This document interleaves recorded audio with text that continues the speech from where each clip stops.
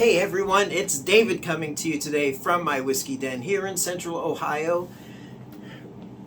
Recently, my wife and I went up to Michigan. We hit an estate sale and we got several decanters of still sealed, unopened bourbon from 1969 on into the 70s, early 70s. One of which is this one. This is an Ezra Brooks 90 proof straight Kentucky bourbon, and it comes in this beautiful decanter of a stagecoach. Yeah, yeah, ha ha. Oh. Well, there's no horses, so you know. This is, for posterity's sake, dated 1969. It's still sealed. It was a cork seal. Cork, well, the top is off. Cork is still in there. So I'm going to take, oh, there's a little leakage, so there might be a little seepage here. Oh man. I'm going to open it up and pour it into this bottle, empty George Dickel bottle. So let's get that started. Well, it's a good thing I stopped the camera and you didn't have to go through all that with me. So I used the corkscrew to get the cork out. The thing just disintegrated. Little pieces of cork all over the place. What I did, I took a funnel and about 4 different paper coffee filters and just filtered it first into a mason jar, and then the filtered whiskey into this bottle that a 750 milliliter of George Dickel Recipe 12 gladly gave its life for. Oh, it's so good. So, anyway, enough rambling. This battle is going to be Ezra Brooks versus Ezra Brooks. 1969 versus 2020.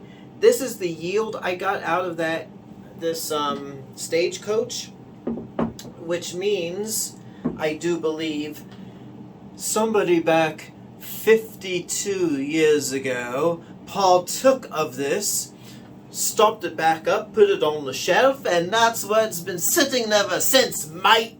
All right. So, both are 90 proof. I do not remember, is there an age statement on this? No. So we are going to assume 4 years on each one. I couldn't find an age statement when I did a little research on the current 2021 Ezra Brooks. But, put that there. Let's see what we got. So, Ezra, meet Ezra. We are going to... Now, I used the paper filter in case you didn't figure this one out already. I used the paper filter because of the cork and other sediment that may have been in that decanter. Definitely there was cork bits in that decanter because I got that out of the filter. So let's see right off the bat.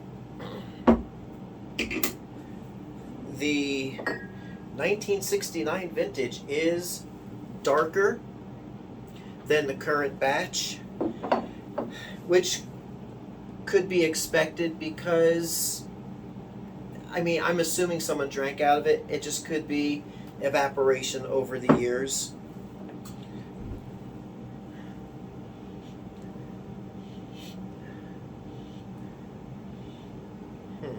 Richer smell on the 1969.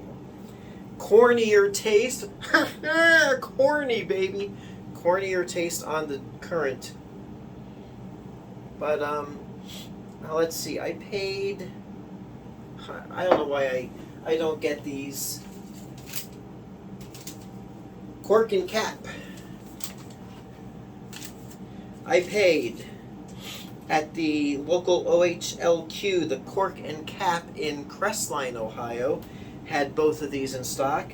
$13.99. And gotta get a better bar here. This is when it's gonna go to pot. So let's try the new first.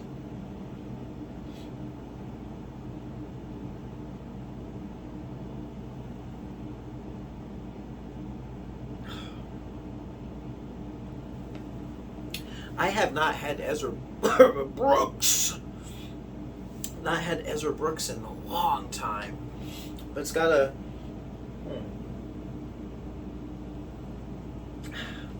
it tastes, it's got a very woody, oaky flavor. Listen to me like the big shot whiskey reviewers. I mean, for a bottom shelf bourbon, it is amongst the better ones I've had. It's not obnoxious like me. I mean, it's decent. You know, keep that on my shelf. It'd make a good mixer. You want a 7 and 7, or I'm almost scared to try this one. But you know, I make a big stink about this nose of mine, and I can't pick up stuff like scents, but it does to me kind of smell like toffee, like a Heath bar, kind of butterscotchy.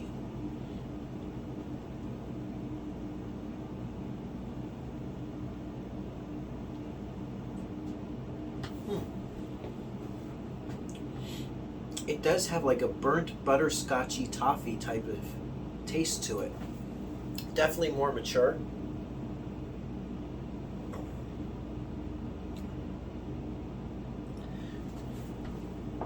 I really can't believe, you know, doing these videos, I'm really starting to pick up these flavor notes everyone else talks about and I was always confused about. Little tobacco-y type of flavor.